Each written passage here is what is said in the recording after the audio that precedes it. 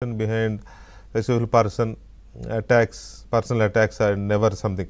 అంటే ఇటువంటివి వ్యక్తిత్వ హననానికి పాల్పడే విధంగా పోస్ట్ పెట్టడం కానీ లేకపోతే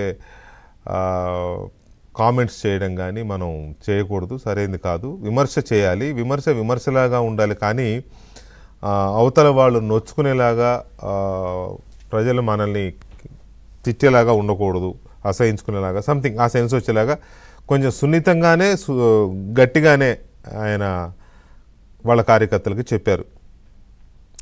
so at the same time Pawan Kalyan కూడా ఇవాళ కోనసీమ పర్యటనలో కూడా ఈ మాటలు మాట్లాడారు.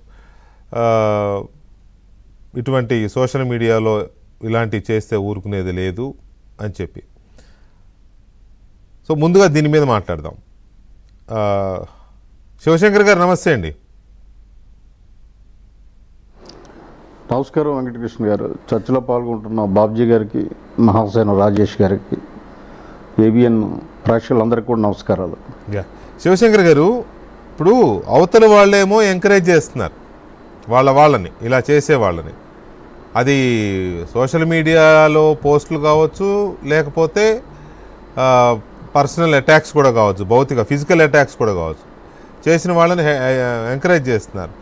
మీరేమో వీటిని కూడా మీ పార్టీ అధినేతలు ఇది కరెక్ట్ కాదు, మీరు తగ్గండి, ఇది సరైనది కాదు, పద్ధతి కాదు అని హితబోధ చేస్తున్నారు.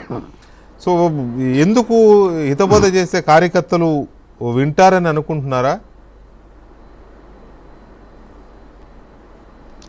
ఖచ్చితంగా వెంకటకృష్ణ గారు, మొదటి నుంచి కూడా మా అధ్యక్షులు పవన్ కళ్యాణ్ గారు ఈ విషయంలో నిరంతరము హెచ్చరిస్తుంటారు.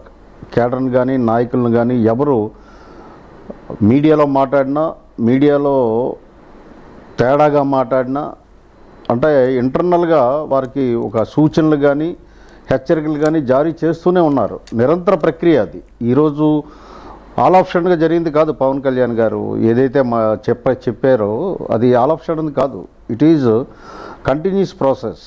అయితే లోకేష్ గారు ఈరోజు స్పందించడం అన్నది మంచి పరిణామము. ఎందుకు అంటే వైసీపీ వాళ్ళ ట్రాప్లో తెలుగుదేశం పార్టీ కార్యకర్తలు కానీ సోషల్ మీడియా యాక్టివిస్టులు కానీ పడుతున్నారేమో అని ఒక రకమైనటువంటి ఆందోళనతోనే ఆయన హెచ్చరించి ట్వీట్ చేశారని నేను అనుకుంటున్నాను. ఎందుకు అంటే వాళ్ళు ఎట్లాగా మాట్లాడతారు, మీరు చెప్పారు, వాళ్ళ భాష అది దానవ భాష, మానవ భాష కాదు.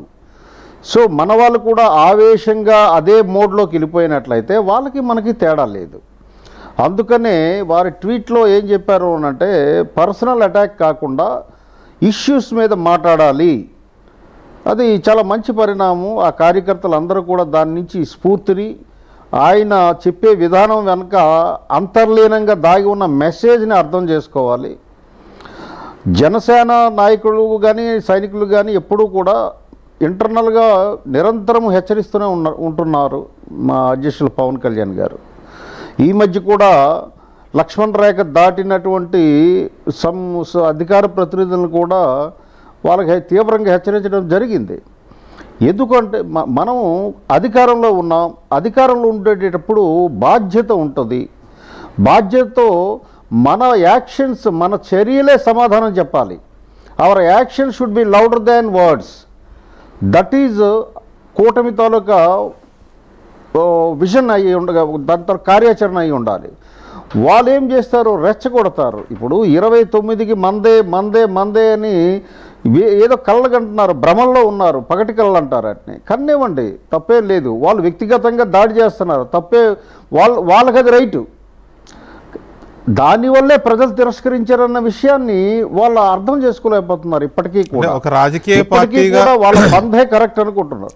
ఒక రాజకీయ పార్టీగా అధికారంలోకి రావాలని కోరుకోవడం తప్పేం కాదు, ప్రయత్నించడం తప్పేం కాదు. 29 కాదు, రేపు తెల్లారపాటికి ఏదన్నా మిరాకిల్ జరిగి కూటమి ప్రభుత్వం దిగిపోయి నేను ముఖ్యమంత్రి అవ్వాలని జగన్మోహన్ రెడ్డి గారు కోరుకోవడం కూడా తప్పేం కాదు. రాజకీయాల్లో అది పెద్ద ఇష్యూ కాదు. అయితే సరే, దాన్ని కూడా పవన్ కళ్యాణ్ గారు ఇవాళ పటాపంచలు చేశారు. ఆయన ధీమా ఏంటనే మనం నెక్స్ట్ మాట్లాడదాం. దాంట్లోకి వెళ్లే ముందు రాజేష్ గారు